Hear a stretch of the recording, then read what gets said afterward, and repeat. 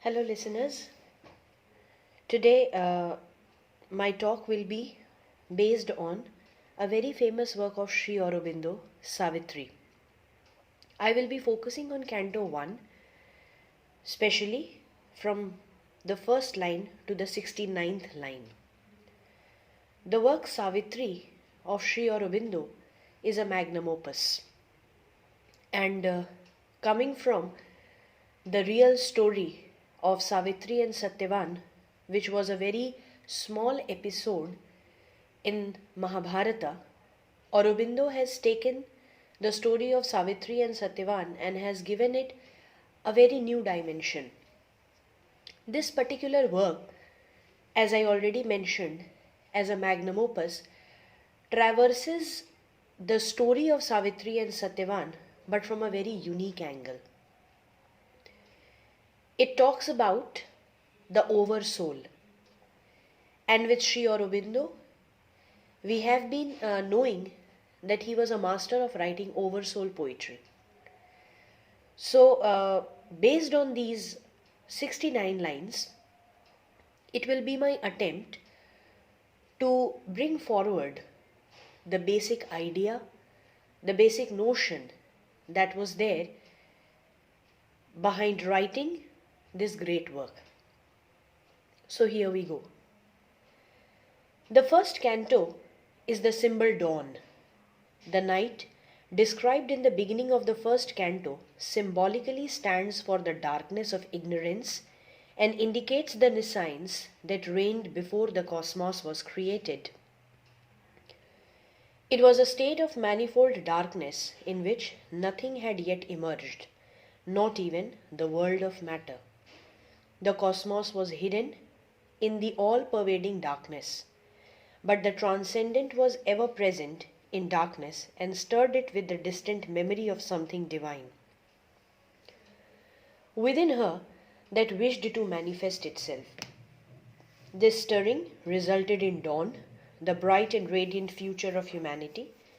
The omniscient goddess Dawn descended on earth, and there was light and joy everywhere. The short-lived vision of the Divine Mother was a symbol of marvelous birth. She withdrew, however, because her presence and power was too strong to be held by death-bound hearts. When the goddess retired, a sacred yearning lingered in the race. The seeds of her divine presence were sown in the earth, nature, to grow with the passage of time and prepared it to yield the harvest of light. The divine grace descended on earth in the person of Savitri, whose birth suggests the continuity of the work begun by the earliest dawn and Divine Mother. Canto 1, lines 1 to 15. It was the time before the gods awake. Across the path of dawn, the divine event, the limitless mind of the night, was lying stretched immovably and silently upon the edge of silence. It was dreary, an everlasting darkness, yet the featureless nightmare of night is permeated by the divine presence. It is itself the fallen power of the boundless infinite self above, who has always been present between the first and last nothingness. As a result of this, the birth and endless process of mortality remain a mystery left untested by vacant naught. Lines 16 to 28. The likeness of the unknown, who is a mute and featureless presence in the cosmos, is present in the obscure beginning of all things. This unknown force repeats forever the unconscious act of creation and prolongs forever the unseen will. This ignorant force is subject to sleep, which is universal. The very slumber of this force is creative and sets ablaze the suns in the cosmic system and carries human lives in its somnambulist whirl. Across the meaningless state of the suspended consciousness of space, which is formless, mindless, and even lifeless, a shadow is seen to be spinning through soulless void. The void was thrown back into unthinkable dreams. Earth was thus born. Earth, forgetful of her spirit and fate, wheeled, abandoned in the hollow gulfs. Lines 29 to 41. The skies were impassive, neutral, empty, and calm. Then something moved in the impenetrable darkness which was enveloping the cosmos. It was a mysterious movement, an unthought idea, insistent, dissatisfied, and aimless. Some element of consciousness wanted to manifest itself but was not aware. How? It then caused a stir in the inconscient, which developed into a slow awakening to self awareness. Ignorance felt a pain and began to tremble. A stir in the mysterious darkness of ignorance awakened the memory of a long standing need. Laying peacefully in its dark subconscious cave, it began to raise itself to remember with great difficulty the memory that had vanished long, long ago. Like a man who is on the hunt to identify in past inner growth of his personality, but as the growth is subtle, looking out for it is generally a dead desire with which the man meets and not the self. Lines 42 to 57. In this void, the ultimate core of dissolution, the presence of the entity was felt which was forgotten.